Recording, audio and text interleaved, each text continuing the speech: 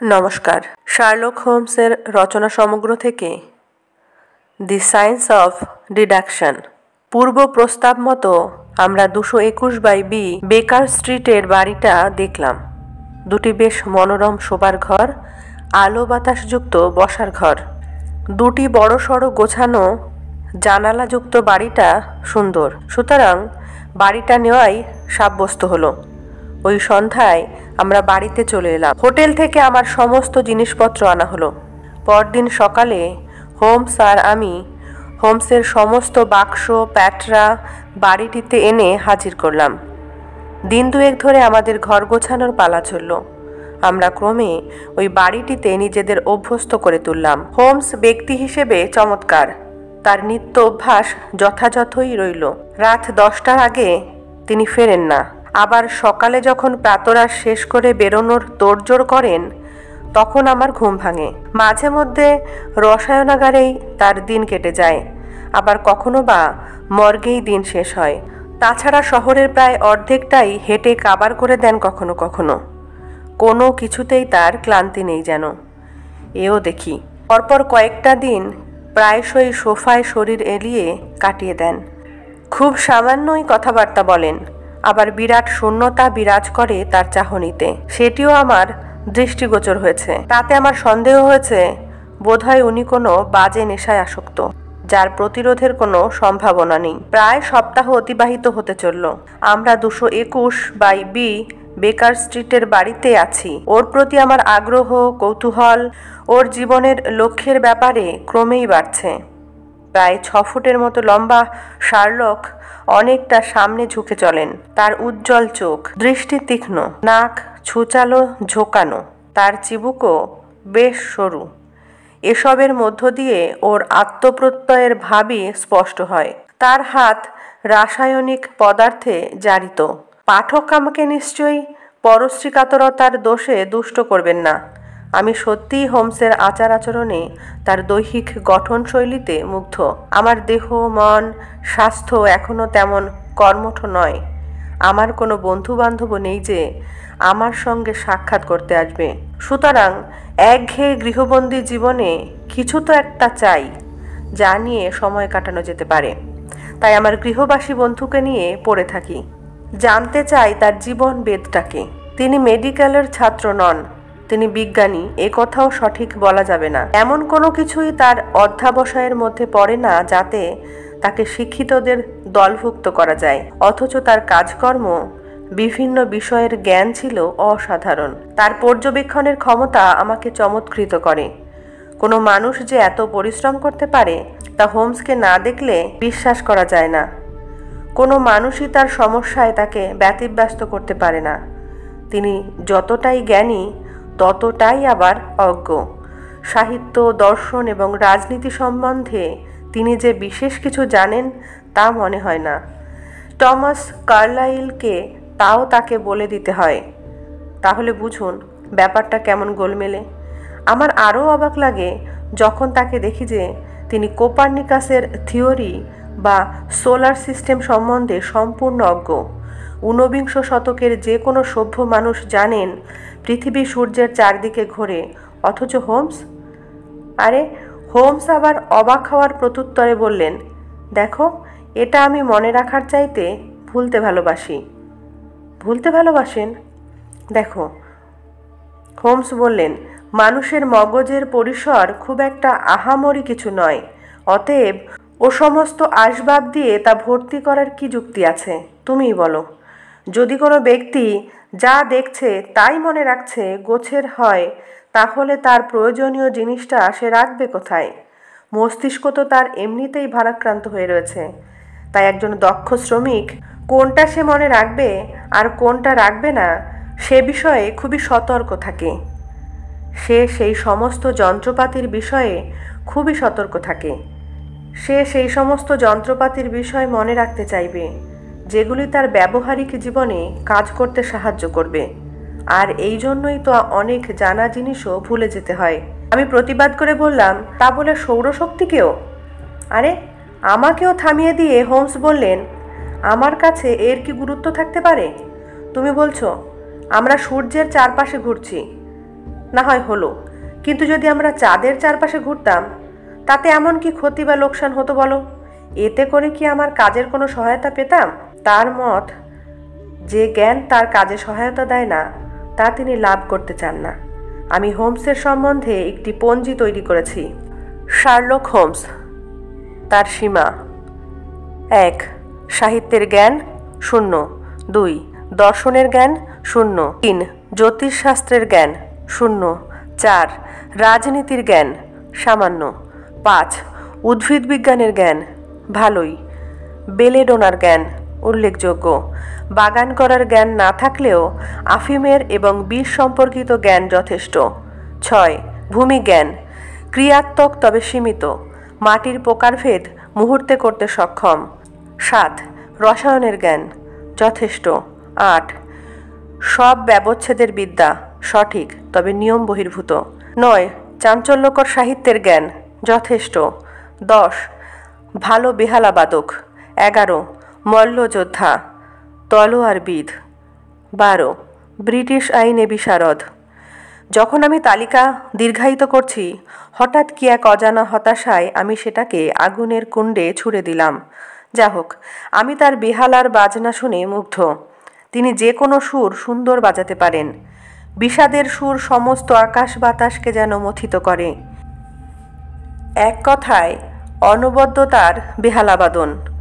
হপ্তান্তে বা তারও বেশি দিন কোনো সাক্ষাৎকারীর দেখা মেলেনি আমাদের বাড়িতে। স্বাভাবিকভাবেই আমি ভেবেছিলাম আমার যেমন কোনো বন্ধু নেই, আমার সঙ্গীও বুঝি বা বন্ধু বান্ধবহীন, একা একমাত্র। কিন্তু আমার চিন্তা যে অমূলক তা বুঝতে আমার দেরি হলো না। দেখলাম সমাজের বিভিন্ন শ্রেণীর মানুষজন তার সঙ্গে পরিচিত।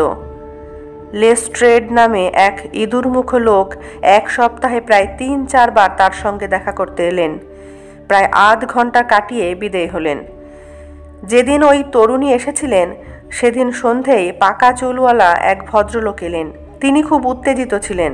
তার পেছন পেছন একজন বয়স্কা ভদ্রমহিলাকেও আসতে দেখেছিলাম। যখনই কেউ আসতো আমি তখন ড্রয়িং রুম ছেড়ে নিজের ঘরে ঢুকে পড়তাম। এর জন্য অবশ্য হোমস ক্ষমা চাইতেন। তিনি বলতেন, বৈঠকখানাটা আমি আমার কাজের জন্য ব্যবহার করছি, আর যারা আসছেন তারা সবাই আমার মক্কেল। 4 মার্চ তারিখটি আজও আমার বেশ স্মরণে আছে। অন্য দিনের চাইতে সেদিন আমি বেশ সকালেই ঘুম থেকে উঠেছিলাম। দেখলাম হোমস তখনও তার প্রাতরাশ খাওয়া শেষ করেননি। বাড়িওয়ালি ভদ্রমহিলা জানেন আমি অনেক দেরিতে উঠি, তাই আমার জন্য না প্রাতরাশের ব্যবস্থা করেছেন না কফি প্রস্তুত করেছেন। আমি ঘন্টা বাজিয়ে তাই জানিয়ে দিলাম আমি তৈরি। আমি খবরের কাগজ খুলে সময় কাটাতে লাগলাম। আমার সঙ্গী ততক্ষণে টোস্ট চিবোতে শুরু করেছেন। একটি আর্টিকেলের তলায় পেন্সিলের দাগ কাটা দেখে আমার চোখ সেটাকে গিলতে লাগলো।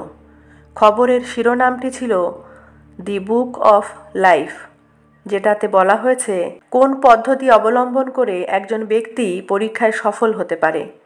একজন ব্যক্তি তার বিশ্লেষণী শক্তি এবং পর্যবেক্ষণের দ্বারাই অসাধারণ হয়ে উঠতে পারেন। কি অনির্বচনীয় বোকার মতো কথাবার্তা বলে আমি কাগজখানি টেবিলের উপর রেখে দিলাম। আমি জীবনে এমন বোকার কথা পড়িনি। কেন, কি হয়েছে? আরে, এই আর্টিকেলটা আমি আমার ডিম খাওয়ার চামচটা দিয়ে দেখিয়ে বললাম, আমি তো দেখছি আপনি এটিতে পেন্সিল মার্ক দিয়েছেন। সন্দেহ নেই এটি বলিষ্ঠ রচনা, তবুও এটি আমায় বিরক্ত করেছে। আমার মনে হয় কোনো অলস ব্যক্তি এটি আপাতবিরোধী সত্যের কথা বলতে চেয়েছেন। এটার বাস্তবতা নেই। এ হলো সস্তায় তালি কুড়োনো। তবু এর বিরুদ্ধবাদীদের আমি 1000 টাকা দেব। শান্তভাবে শার্লক বললেন, তাতে তোমার টাকাটাই জলে যাবে, কারণ আর্টিকেলটা আমারই লেখা। আপনার লেখা? হ্যাঁ, আমি যা ব্যক্ত করেছি তা সম্পূর্ণ কাল্পনিক, তবে এটা প্রকৃতই বাস্তব। আমি এর ওপর আমার রুটি মাখনের ওপরের মতো নির্ভর করি। কিন্তু কিভাবে? জানোই তো, আমারও একটা কাজ আছে, আর আমার মনে হয় সেক্ষেত্রে আমি একা একমাত্র। আমি একজন গোয়েন্দা, যদিও তুমি সেটা জানো। এই লন্ডন শহরে বহু সরকারি গোয়েন্দা আছে, তাছাড়া প্রাইভেট ডিটেকটিভও আছে অনেক। তবুও যখনই তারা ধন্ধে পড়ে তখনই তারা আমার কাছে ছুটে আসেন। আমি তাদের সাহায্য করি। তারা আমার সামনে সমস্ত সাক্ষ্য প্রমাণ হাজির করেন। আমি তাদের আমার পদ্ধতিতে সাহায্য করে থাকি। সমস্ত অপকর্মের পেছনে পারিবারিক সম্পর্ক থাকে। তুমি যদি হাজারো কেস দেখো তবে এর সত্যতা অনুধাবন করতে পারবে। লেস্ট্রেড একজন খ্যাতনামা ডিটেকটিভ। ইদানিং তিনি একটি জালিয়াতি কেস হাতে নিয়ে হাবুডুবু খাচ্ছেন, আর সেই জন্যই তিনি এখানে এসেছিলেন। আর এই অন্য লোকগুলো, ওরা কেন? ওরা অনুসন্ধানকারী দলের। তাদের কেউ না কেউ কোনো না কোনো সমস্যায় ভুগছে, আর তার নিরসন করতেই এখানে এসেছে তারা। আমি তাদের গল্প শুনেছি, তারা আমার মতামত জেনেছে, আর আমার টাকা আমার পকেটে এসেছে। তাহলে আপনি আপনার ঘরে বসেই সমস্যার জট খুলে দিচ্ছেন, আর অন্যেরা চেষ্টা করেও পারছে না, যারা সব কিছু প্রমাণ হাতে পেয়েছে। ঠিক তাই, আমার একটি বিশেষ জ্ঞান আছে। জটিল অনেক কেস আছে যা আমি এখানে বসেই অনুধাবন করতে পারি। তুমি জানো, আমার বিশেষ কিছু জ্ঞান আছে যা আমি ওই কেসে প্রয়োগ করি। ওই আর্টিকেলে তাই লেখা আছে। যা তোমায় খুশি করতে পারিনি, কিন্তু কার্যক্ষেত্রে ওগুলি আমায় সাহায্য দেয়। পর্যবেক্ষণই আমার দ্বিতীয় পদ্ধতি। আমাদের প্রথম সাক্ষাৎকারের সময় আমি তোমায় বলেছিলাম তুমি আফগানিস্তান থেকে আসছো। তুমি অবাক হয়েছিলে। হ্যাঁ, আপনি নিঃসন্দেহে তা বলেছিলেন। এতে সন্দেহের দরকার নেই। আমি জানতাম তুমি আফগানিস্তান থেকে আসছো। আমার অভ্যাসই হলো অতি সত্বর চিন্তা করতে পারি ও সিদ্ধান্ত নিতে পারি। তোমার চেহারাই বলে দিচ্ছিল তুমি ঊষর কোনো দেশের আবহাওয়াতে ছিলে। তোমার মুখের রং কালচে হয়েছিল। এর মানে এই নয় তুমি কালো রঙের। তুমি কঠিন পরিস্থিতির মধ্যে কষ্টের মধ্যে পড়েছিলে। তোমার রোগা চেহারা অসুস্থতারই পরিচয় বহন করছিল। আর্মি ডাক্তারদের বাম হাতে চোট লাগাটাই স্বাভাবিক, তোমারও তাই ছিল।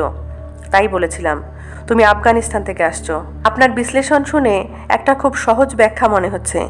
আমি বললাম, আপনার কথায় আমার এডগার অ্যালান পোর উডপিনের কথা মনে পড়ছে। শার্লক উঠে দাঁড়ালেন এবং তার পাইপে অগ্নিসংযোগ করে বললেন, তুমি আমাকে উডপিনের সঙ্গে তুলনা করছো, কিন্তু উডপিন ছিল খুব নির্গুণী লোক। সে ছল করে তার বন্ধুকে নাস্তানুবুদ করেছিল। আপনি গব্রিয়াসের লেখা পড়েছেন? আমি জিজ্ঞেস করলাম। লিকক কি আপনার গোয়েন্দাগিরির সাহায্য নেন? লিককের একমাত্র একটি বিশেষ গুণ হলো কয়েদিকে শনাক্ত করা, যা আমি 24 ঘন্টায় করছি। আর একটি বিশেষত্ব হলো আমি যা 24 ঘন্টায় করি এটা গোয়েন্দাদের জন্য একটি টেক্সট বুক হওয়া দরকার ছিল, যার মূল উদ্দেশ্য হবে গোয়েন্দাদের কোনো বিষয় এড়িয়ে যাওয়া উচিত। আমি জানালার দিকে এগিয়ে গেলাম। আজকাল আর তেমন অপরাধ সংঘটিত হয় না, তাই অপরাধীর সংখ্যাও যথেষ্ট কমে গেছে। ভাবি, এই বৃত্তিতে মাথা খাটিয়ে কী লাভ?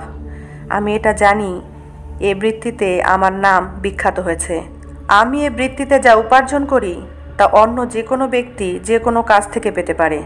তাই বলি, গোয়েন্দাগিরিতে কী লাভ? এমন অপরাধ ঘটে না যা চিহ্নিত করার দরকার পড়ে, আর যাও বা ঘটে তা স্কটল্যান্ড ইয়ার্ডের গোয়েন্দাদের জন্য যথেষ্ট। আমার বিরক্তি বোধ হচ্ছিল, সুতরাং বিষয় পরিবর্তন করা দরকার। বুঝলাম। আমি বললাম, রাস্তার ওপাশ দিয়ে যে লোকটি যাচ্ছে সে কি পেতে চাইছে? সাদামাটা পোশাকের একটি ধীর গতির ব্যক্তিকে উদ্দেশ্য করেই আমি কথাটি বললাম। ওর হাতে একটি বড় নীল খাম রয়েছে। সে নিশ্চয়ই কোনো সংবাদ বই নিয়ে চলেছে। ও, শার্লক বললেন, তুমি নিশ্চয় অবসরপ্রাপ্ত জাহাজি সার্জেন্টের কথা বলছো। মনে মনে ভাবলাম, লোকটা কি? উনি নিশ্চয়ই বুঝেছেন ওর কথার সত্যতা যাচাই করতে আমি যাব না, তাই যা হোক একটা মন্তব্য করে বসেছেন আর কি। আমার ভাবনা আমার মন থেকে তখনও গেছে কি যায়নি যে ভদ্রলোকের কথা হচ্ছিল তিনি আমাদের বাসার নম্বর মিলিয়ে দেখলেন। তিনি আমাদের বাসার নম্বর দেখে ছুটে ভেতরে ঢুকলেন। তারপর দ্রুত ধাপ ফেলে ওপরে উঠে আসার শব্দ শুনতে পেলাম। মিস্টার শার্লক বলে তার দিকে খামখানা এগিয়ে ধরলেন। আমি সুযোগ বুঝে ভদ্রলোককে জিজ্ঞেস করলাম, আপনি কি কাজ করেন? আমি কমিশনার মহাশয়। আমার পোশাক রিপেয়ারের জন্য পাঠিয়েছি। আপনি আগে কি করতেন? রয়্যাল মেরিন লাইট ইনফ্যান্ট্রিতে সার্জেন্টের পদে ছিলাম। আর নয় মহাশয়, এবার চলি। লোকটি অভিবাদন জানিয়ে চলে গেল। ধন্যবাদ। কেমন লাগলো আজকের গল্পটি জানাতে ভুলবেন না। গল্পটি ভালো লাগলে একটি লাইক, কমেন্ট ও শেয়ার করবেন। চ্যানেলটিতে নতুন হয়ে থাকলে চ্যানেলটি সাবস্ক্রাইব করে অল নোটিফিকেশন অন করে বেল আইকন প্রেস করবেন সবার আগে নোটিফিকেশন পেতে। ধন্যবাদ।